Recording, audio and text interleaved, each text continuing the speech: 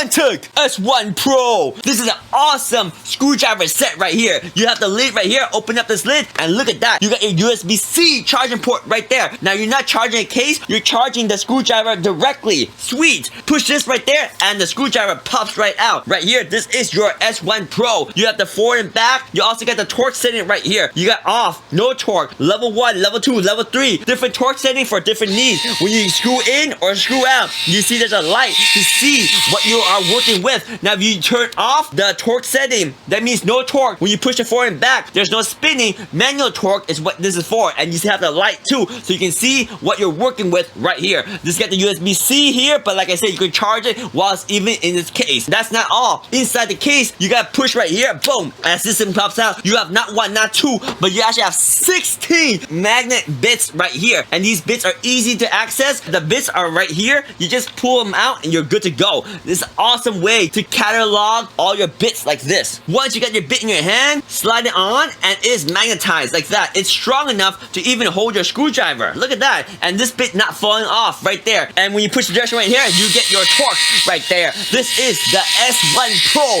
from Fanttik right there. When you're done using it, you just pull this out and you detach that, put the bit back into your catalog of bits right here, and boom, like that, you're good to go. Slide this back into the case, boom, and then push it down, boom, and then you get the screwdriver right here, put that back in the case, lock it down, boom, and you have a little cap this side up right there, cap it up, and you're good to go. Fanttik NEX S1 Pro right here. Oh yeah.